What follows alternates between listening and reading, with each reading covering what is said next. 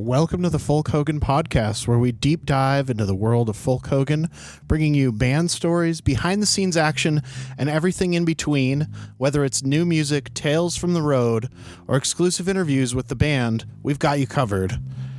Thanks for tuning in. Let's get started, Moses. Yeah. Ooh, let's. How are you, Chips? I'm so good. Yeah. How are you? How was Spring City, Utah? That's great. It's a quiet little town. We went down there over the weekend with Kameron and Seb and took a bunch of photos that we are hoping to use for the album artwork. Conversation was had since we wrote a lot of the stuff down there, or at least finalized it. It'd be nice to include photos of that place. Sure, why not? Yeah. Have some. Yeah, a lot of good memories down there making all these songs. So There sure is. yeah. And that's what we're going to talk about for the first time ever. We're recording this episode. Yeah. Never talked about this before. Well, We've certainly not recorded this podcast, this specific episode 3 times already. that's why we're a week late. Yeah. We definitely haven't done that. So Yeah. We record this all using our mixer board and straight to a hard drive, but there's no real like graphical user interface for it for the most part that shows, hey, the tracks are still there. So yeah. we recorded a whole bunch of ghost episodes. Yeah. For Halloween. It was practice. We were doing podcast practice. It was pre-production. Now we have band practice and podcast practice. Man, we're getting so good too. I'd say. When Nick texted me after the second time we recorded it and was like, for some reason it didn't show up on the hard drive, I was like, man, we're going to be so good at this episode. Yeah, the best. So yeah, today we're going to talk about the next song on the album, I Was Alive in 2005, which is, it's a fun one. We'll start it off by, the title was something that I used to say a lot in the summer of 2005 when I was, shall we say, chemically enhanced, when I was partying real hard. I had, in January or February of 2005, I moved to the La France apartment complex, which is this magical place. Nick lived there in several different apartments. I did. I lived there in 3 different apartments. You also did. Yeah. Nick lived in 2 apartments that I lived in. I saw Canyon there once. Yeah. I saw Tanner there once. Yeah. Canyon lived upstairs from me for a while. Tanner lived in my back room, our original Both banjo player. former members of Folk Hogan at this point. Yeah. I feel like pretty much everyone in Salt Lake has some connection to La France, whether they lived there or they went to a party there. That's the main thing. Most people went to a party there. If you partied in Salt Lake. Yeah, if you were alive in 2005, as they say. Yeah. Yeah, so I moved there and was just like overcome with this cool bohemian neighborhood community of people, all these people older than me who were considerably more interesting and intelligent, and they would just have little campfires outside in the courtyards. It was on 300 South and between 2nd and 3rd West, and it was these 3 tall right by Pioneer Park. Yeah, right up half a block away. 3 tall white brick buildings with 2 courtyards that went in the back, with these kind of row single-level apartments. And it was amazing, not just for the community, but also because it was like the only affordable place in Salt Lake for a long time. When I moved out in 2019, it was like, man, I was paying like $700 for a 2-bedroom, 1,100 square foot apartment. It had its problems. Yeah, but it was cheap. Yeah. But the price was right. Yeah. Certain things you were willing to put up with. Yeah, I had all sorts of problems. Yeah. Yeah, I moved into your row house, and it was like, oh yeah, it's great. Radiator doesn't work when it gets cold, which is the only time that you're going to want it. Yep. But the rest of the time, it's on real hot. Yep. Yeah. Brutally hot. Yeah. Yeah, it was just this beautiful place, and I learned so much from the people around me, and I looked up to so many people that lived there, and I still do. I still love so many of them. I would name people, but there's so many, and I don't want to leave anybody out, but like, I'm sure I'll talk about a few. Yeah. But this song is specifically about that period of mine and Kenyon's life of living at La France and partying really hard and meeting all sorts of people and having big dreams and thinking that you were different because you had big dreams, only to realize later in life that everybody had dreams and you're not special. So yeah, and we have some footage of when they were knocking the towers down and the row houses behind them, La France, and we went and filmed some stuff for a music video, which it's been about 2 years now. yeah. But we still plan on using that footage for this album for something. Yeah. Music video. And so right now, currently in its state, it's just been leveled out and it's like a gravel parking lot, essentially. Yeah. When I first moved in, people were talking about, oh, it's going to get torn down any day now, so don't expect to stay long. Any day now. In 2005, and they didn't tear it down until 2021, 2022, something like that. And so it was worth, you know. but that was always the joke, like, what are they going to put here? A parking lot? And they had this plan for a big business park, but it's just a parking lot. So yeah. So I'm sure that business park will show up eventually. But as for now, it is just a big gravel parking lot right downtown. So. Well, we couldn't talk about the song without talking about Who's Charlie. In the song, it talks about Charlie asking you for a cigarette. Yeah. Who is that? Let me back up a little bit. I started writing this song in March of 2020, and I've got a little clip you can throw in here of a super early version of this.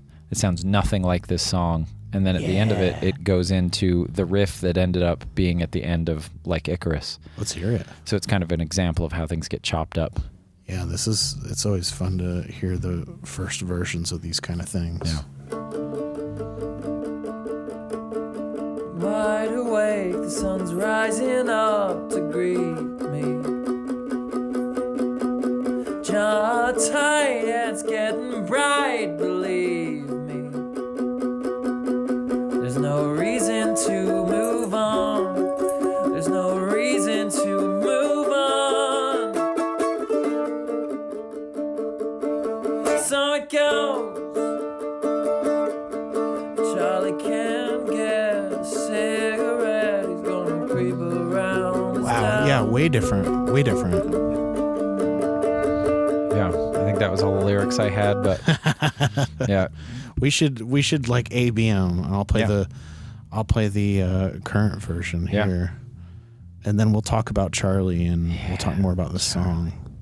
I'm wide awake, the sun is getting up to greet me. Jaw tight and it's getting bright, believe me. There's no reason to move on. There's no reason to move on. And so it goes.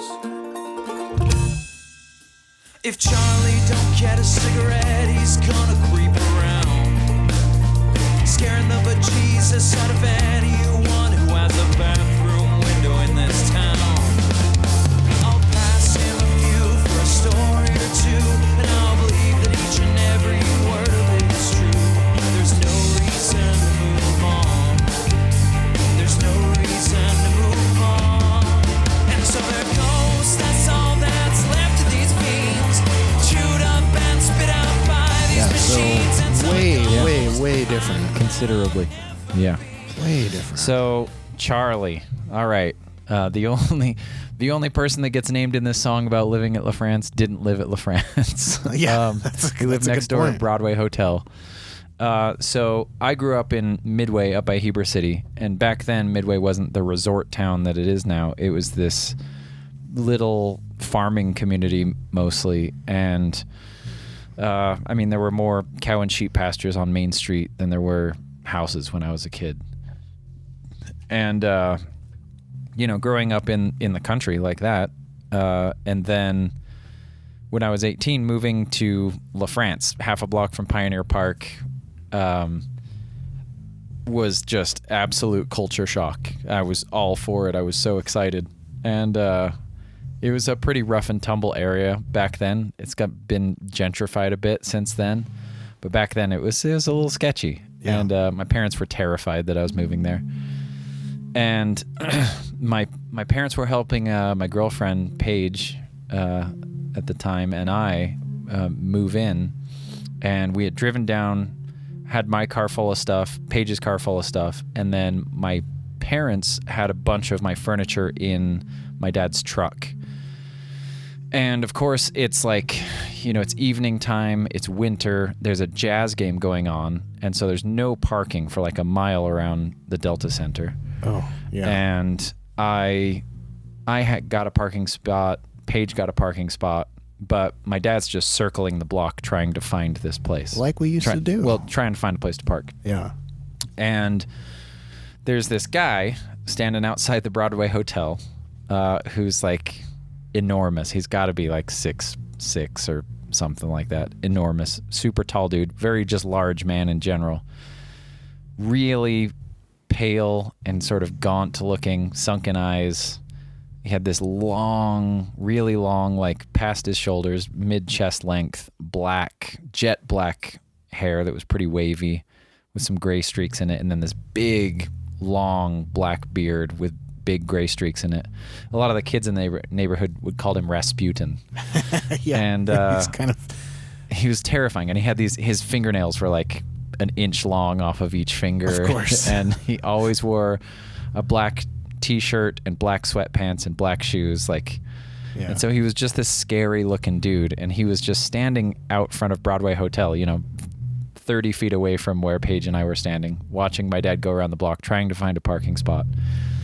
And we didn't say anything to him, but he sees us trying to get a spot for my dad, and a car backs out right in front of Charlie's apartment, and he just steps out into the space.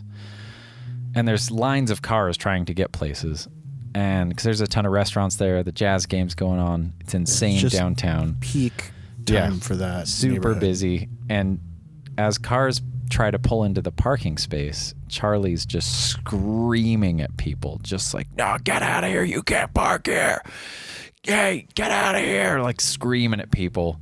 And he's such a scary looking guy on its own. Yeah. And he had these like crazy crooked teeth. So he was like especially scary when he was screaming. And so people were terrified just driving by. And I'm thinking like, oh, what are my parents going to think when they come around the corner and see this weird, scary looking dude? Man. Yeah. Rasputin looking guy just screaming at everybody. And my parents come down the block, and he steps back and waves my dad into the parking spot.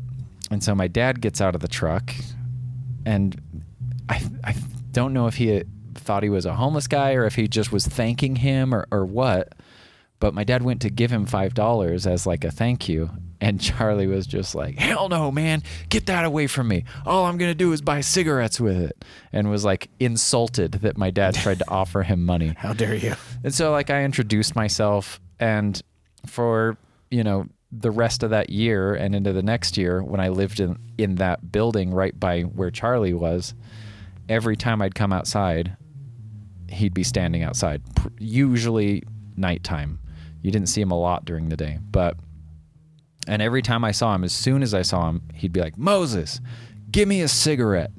Never, can I have a cigarette? Do you have a cigarette? Can I bum a cigarette? Never anything like that. Give me a cigarette. And so I would always pull my pack of cigarettes out, pull one out, hand it to him, and he would pull out a pack of cigarettes and put the cigarette in his pack, and then he'd be like, give me another one. And I'd just hand him another one.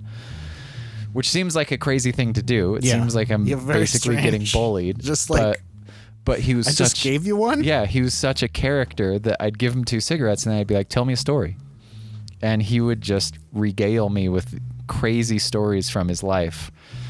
And they were all outlandish and insane. And I just assumed that they were true. Whether they were or not, who knows? But I bring that you had up. no reason to believe Yeah, they weren't. I bring that up in the song. Like, I'm going to believe that every one of these stories is real because he was a character. And that's, sort of how everyone at La France was. Everyone there was so interesting. And, when you're young and you're looking at people older than you, they all seem interesting. But I think the reality is that most people are interesting if you get the chance to know them. So this line in the song, if Charlie doesn't get a cigarette, he's going to creep around, scaring the bejesus out of everyone who has a bathroom window in this town, is about my friend Joe Gillis that lived on Wayne Court. He was a wonderful person. And he, one night, is sitting, it's like, middle of the night, 2, 3 in the morning. He's sitting on the toilet, smoking a cigarette, reading a magazine or something, reading a book probably. And he had his bathroom window open, and it was ground level apartment.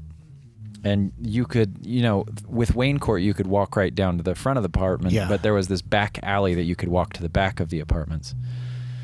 And all of a sudden, Joe just looks up, and 2, 3 feet away from him, Charlie's just got his face in the window looking at it. And Joe, being Joe, is like, hey, man, what are you doing?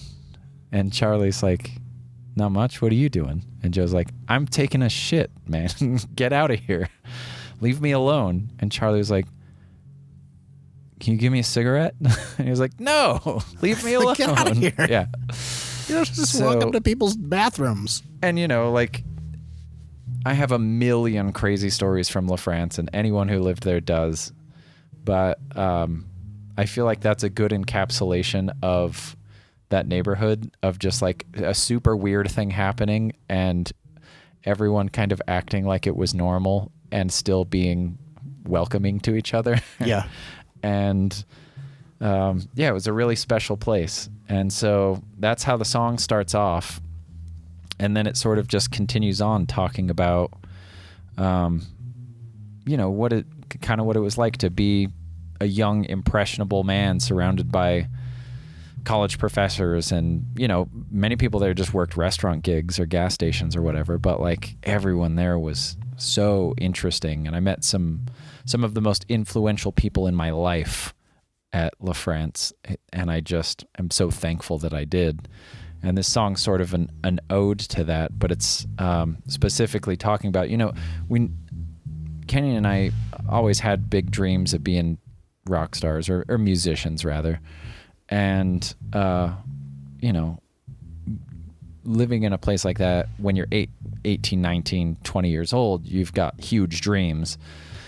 And, we looked up to everyone there. We certainly didn't look down on them, but there was sort of I think when you're that age, you sort of have this opinion of, well, I'm not going to live here when I'm 35. I'm going to be in a mansion somewhere being fed grapes and fanned with palm fronds. Yeah, just that guise of that, you're going to change the world. Yeah. Yeah. And so, the song's about that, and then it's about how these influential people come into your life, and some of them are ghosts of their younger selves. Some of them are ghosts that haunt you for the rest of your life, and not necessarily in a bad way, in a good way. Joe Gillis that I mentioned, like he died a long time ago now. It's been 12 years, and I think about him all the time. He was an incredible person. And there's so many people from La France that I think about nearly daily, and just I'm so thankful that I had that experience. And as I grow older and I meet younger people that are, as bright-eyed and big-headed as I'm sure I was at that age, that's where kind of the bridge of this song comes in. Maybe I'm not so secure. That could be me in a heartbeat, a breath. It's just the edge is always closer than you think. Yeah. And you never know what life's going to deal you. And I'm not in a mansion being fed grapes and being fanned with palm fronds, but I am so thankful for where I am, and I'm so happy that I've had the experiences that I've had. Well, let's listen to that bridge then. Yeah. Oh, maybe I'm not so secure. That could be me in a heartbeat of breath. Oh, maybe I'm not so secure. That could be me in a heartbeat of breath. Oh, maybe I'm not so secure. That could be me in a heartbeat of breath. Oh, maybe I'm not so secure. That could be me in a heartbeat of breath or a blur. And it's already a blur. I can't sleep, these ghosts are haunting me. Yeah. So, like I said, I started working on this song. I'm not sure when I wrote the initial verse and stuff, but the first recording that I have. So different. Yeah. The first recording I have is from March 11th of 2020. And I love that because, like, as we go back, you go listen to an old version of something before we worked it out in the band, or even the time between you writing it initially and bringing it to the band. Yeah. And it's like everything's different. Yeah. The melody's different. The chords.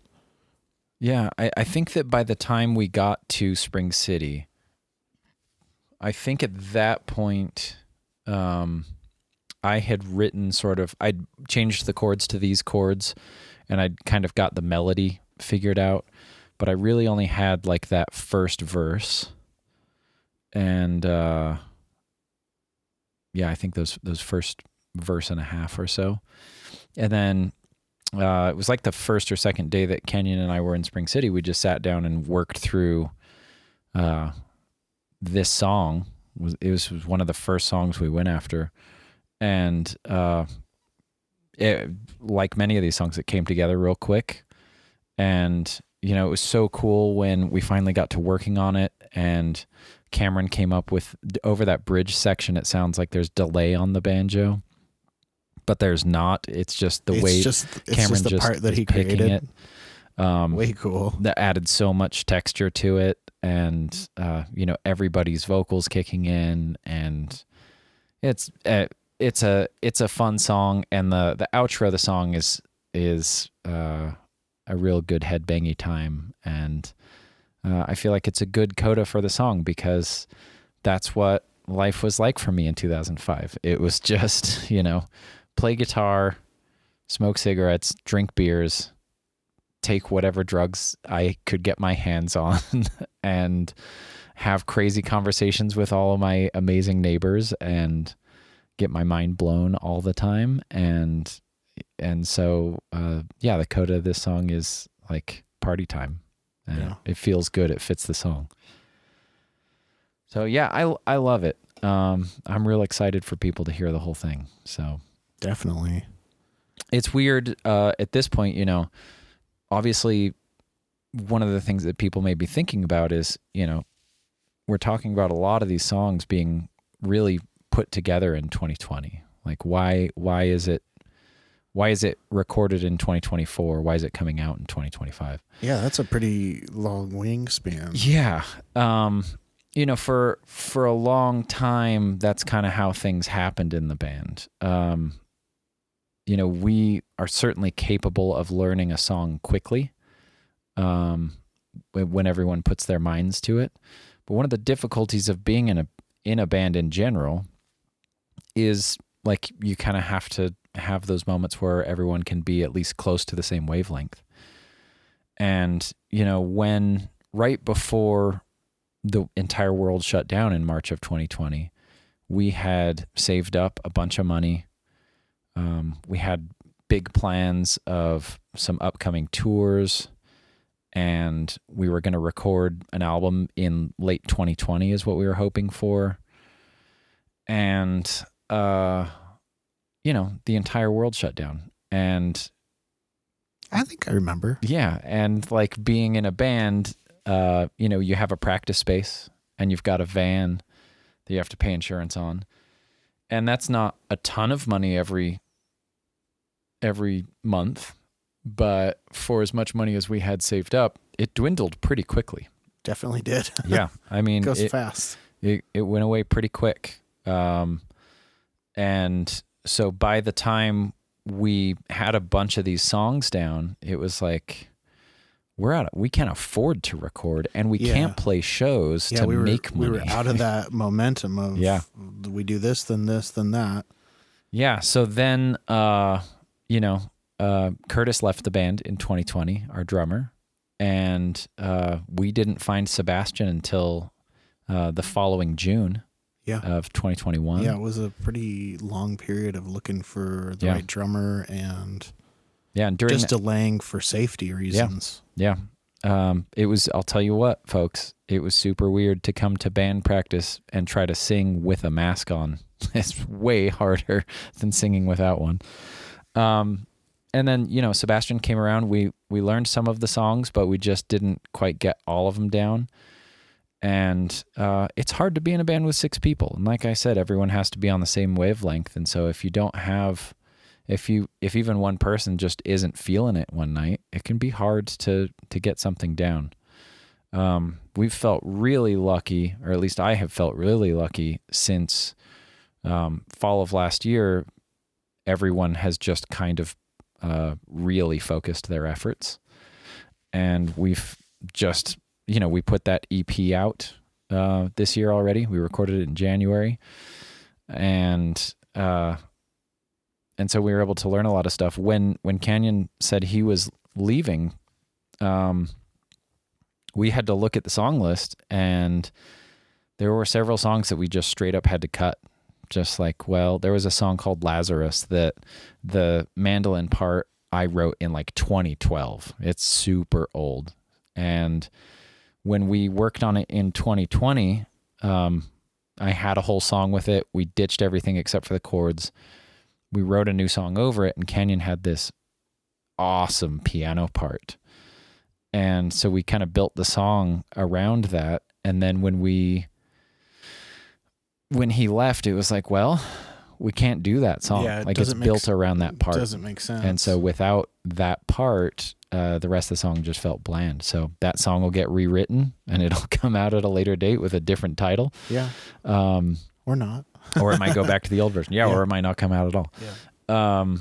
And so, you know, there were three songs on this album that we just had to just drop and just say, nope, this song's not going to work. So when we were on our European tour, I wrote Blood from a Stone is when I started writing that.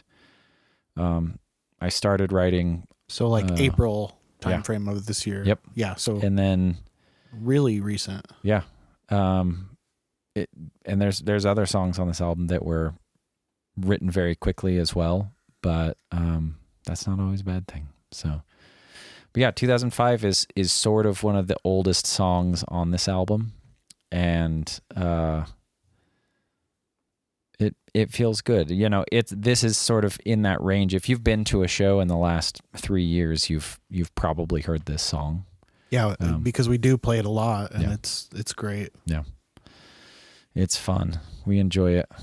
So, yeah. Anyway, that's the story of I Was Alive in 2005. Well, that was, you know, currently song number 5. So we're gonna numerically skip over 6 because maybe Scott is gonna try to. Scott is. We'll announce it right here, now. Scott is leaving the band. Whoa. Scott is going on an adventure. Like most of us, he's had a real tough past couple of years. And he just, for those of you that know Scott, You know what his personality's like, so this won't be a surprise. He was like, you know what? I'm going to buy an RV and I'm going to drive around the country with my dogs and enjoy my life. And we're sad to see him go, but super happy for him because it sounds like a blast. So, but we're going to try to get him in here before he leaves to do the 2 songs that he sings, The Monster and Soul Harvester. Both songs that he wrote. He wrote The Monster with Canyon. And yeah. And eventually we'll have Kameron and Seb in here just to talk about their experiences. We'll get some fun stories. Just have them talk about anything. Oh, man. Cameron will have you chuckling. So we're going to talk about Time. Yeah. Let's listen to a little bit of it. Oh, boy. I love and this then we'll talk about how we got there. Yeah.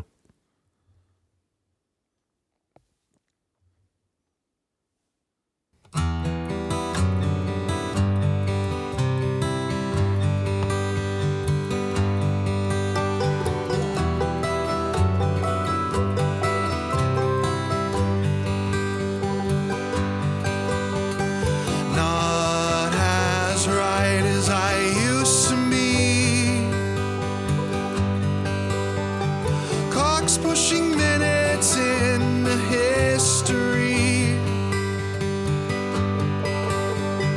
Only time will tell all things. In around the world to see. Playing back-to-back shows with no sleep. The schedule fills up impossibly. Leaving town and crossing borders. The sign is slowing down and we've got orders. Every scene is the same, we're working hard. Blurry faces in darkened Mars. Spend 12 hours. Yeah, so that's a little bit of Time all the way up to the first chorus. Yeah. Beautiful instrumentation on this one. How did we get here? How did we get there? I'll tell you how we got here. Why is there no drums and bass in this? I'll tell you how we got here. When we were in Spring City in 2020, we were all working on songs, and Nick says to me, I got a song. And I was like, cool, let me hear it. And we sat down in the dining room, and he played the song for me, and I just remember being like, oh my God, it's perfect. We don't have to change anything. We don't have to change the structure. We don't have to change any chords. We don't have to change the chorus. We don't have to move anything. This should stay how it is. And I remember the first time you played it for the band, there was, initially it was like, this should just be guitar and your voice. And, you know, we slowly talked about it and decided on having some other stuff in there. We threw in the banjo and the mandolin. But when Seb listened to it, he was like, I don't think this song needs drums. And, you know, it's kind of got that folky sound to it. And yeah, I was blown away when you brought it. What was your, I mean, I feel like the song's somewhat self-explanatory, but tell me about, from your position, what it's about. It's about going out on the road and coming back again. It's about dedicating these years and hours and minutes focused towards playing music for, you know, sometimes less than an hour on stage a night. Yeah. And the pursuit of that and the things that we leave aside to make that happen. And it's just about being in a band. Yeah. Yeah, there's a lot of lines in the song that hit really hard for me. And I think anyone who has done any type of tour, particularly people in bands, are probably going to really identify with some of the lyrics. But I think one of my favorite lines from the song is, spent 12 hours in the van again, now that we're here, we can wait for our day to begin, because that is what it's like. Yeah. Like, we'll be out there, especially when you're touring out here in the Western states. It's not uncommon to have a 12-hour drive, and it's kind of mind numbing. Like, you're just in idle mode for 12 hours. That is such a long time. And then, and then you show up, and now you're alive. Now your purpose in life actually has some breathing room. Now you can wait. Yeah. Nothing. Now you can hurry up and wait. Yeah. So a little bit of that hurry up and wait. It's just in there. And I think both you and Cameron initially had a solo prepared for the solo section. Yeah, we talked about it. We had talked about splitting the solo section. Oh yeah, like maybe trading bars. Yeah. And when Cameron did his banjo solo, he hadn't really written anything for it. And he'd done his banjo track for the song, and then we were in the control room. We were like, "Hey, you want to take a pass at that solo?" And he was like, I mean, I guess I can. Like, I can throw something at it and see what we get." And he ended up throwing this awesome solo on the song that, I think he did one take. He was so cautious about it, and then he just blew it out. Yeah. Yeah, just, he's so good. So it shouldn't be a surprise. We often say that he's the best musician in the band. So it shouldn't be a surprise that he did that. Yeah. Well, let's listen to the solo section. Yeah.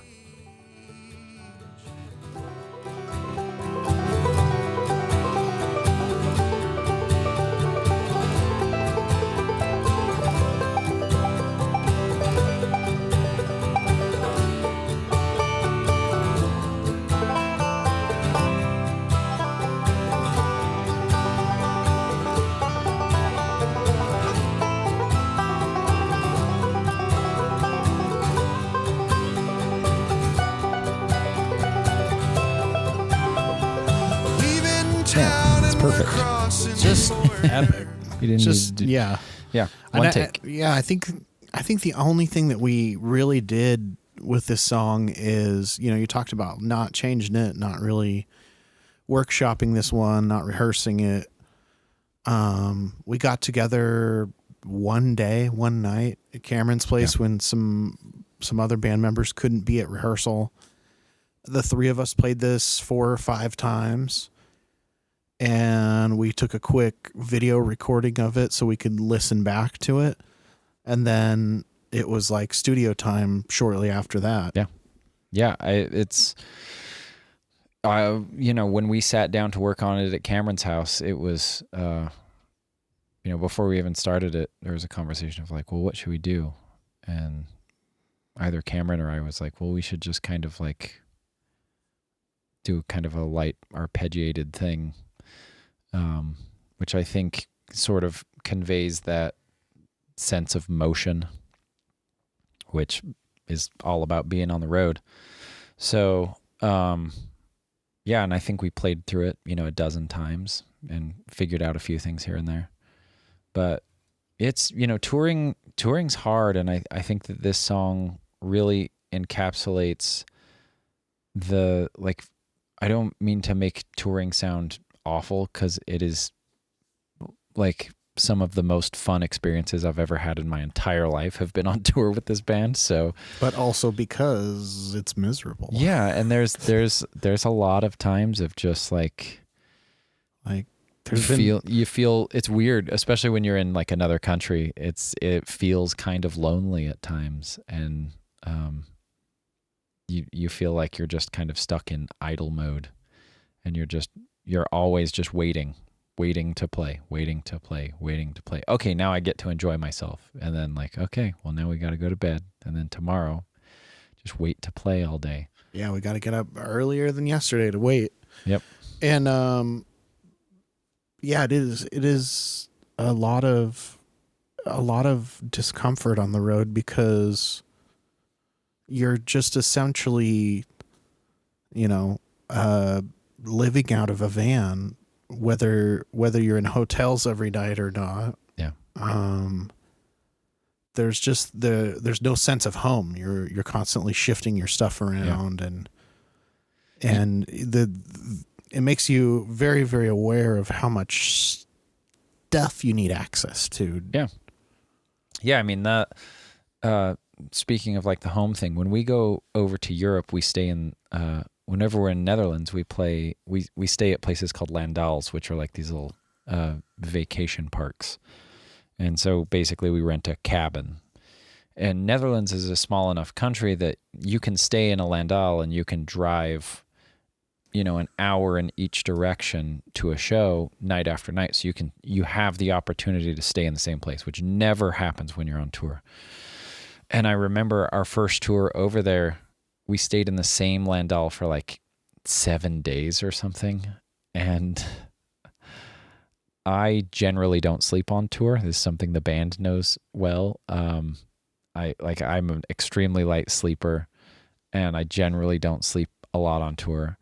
But when we stayed in that Landal, after we'd been there like 2 nights, I was sleeping like 13, 14 hours a night. It was amazing. And like that sense of comfort rarely happens on tour. Here in the States, it doesn't happen. Yeah, there's no way. Yeah. It's, especially out in the West, when you have to drive so far every day, it's like, well, oh, we only have a 6-hour drive today? That's awesome. Yeah. Yeah. So... yeah, it can be a little tough, but it's worth it. Still worth it just to be able to get out there and play songs. It's definitely it definitely will be the fastest thing that makes you decide whether you want to actually do this or not. Yeah. Yeah, it is absolutely separating the wheat from the chaff sort of thing. A lot. The travel is very, very rigorous. Yeah. And sleepless and uncomfortable and like, and one of the points of this song, it gets harder as you get older. I mean, we did a show in Oregon a couple of years ago where we had to drive straight from Salt Lake to Bend, which is like 12 or 14 hours or something. And we had to do it all in one day. And I just remember like, as we were getting about an hour away from our destination, I remember thinking like, I think my knees are going to explode. Oh yeah. Like they just from sitting in a van seat for that long. Yeah. Oh, even though we were lucky enough, my girlfriend Ashley was on that tour with us, and she's a hot spring junkie. And so on the way, she was like, hey, you guys, listen, I know it's going to take a bunch of extra time, but there's a hot spring we can stop at and walk down to so we can all sit in a hot spring halfway through the drive, which is like, oh, a hot tub in the middle of a 14-hour drive? Yes, we will. Yeah. Yes, we will do that. And that broke that drive up so nicely, but still by the end of that second half, I was dying. Yeah. It was rough. Any relief from just the bars of the van seats pushing through the worn out foam.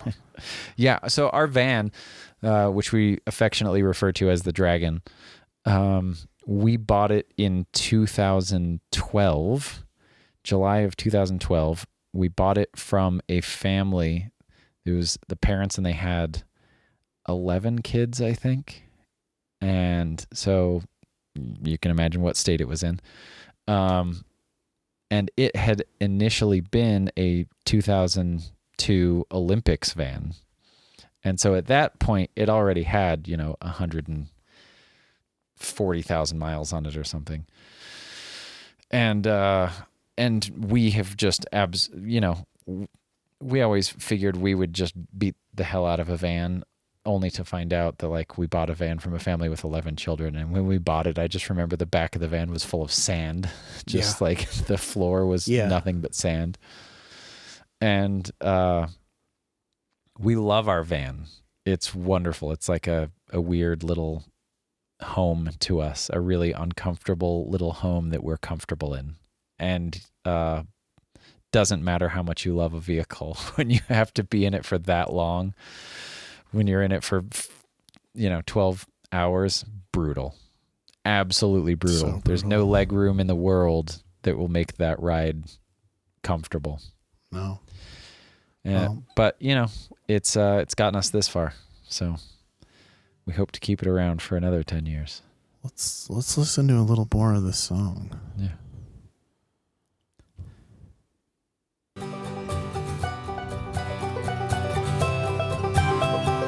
Leaving town and we're crossing border. No sign of slowing down, but we have orders. Every scene is the same and we're working hard.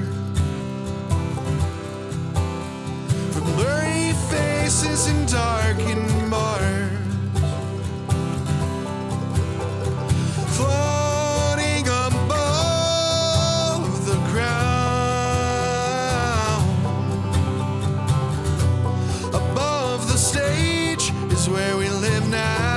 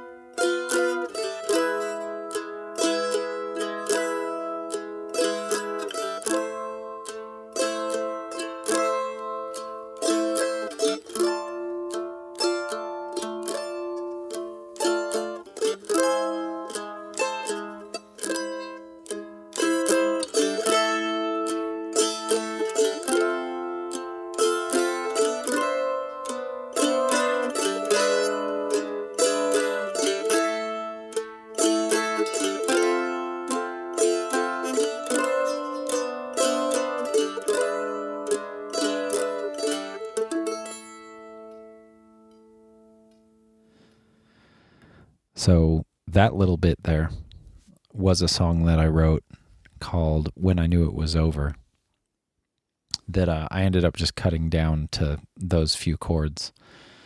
I really liked the hollowness and sadness that it has in it.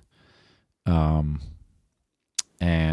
I knew I wanted to put it somewhere on the album, and that felt like a good spot to have it after Time and right before Hall of Mirrors, which we'll get to. Yeah, in the next episode. Yeah, and it's specifically about, I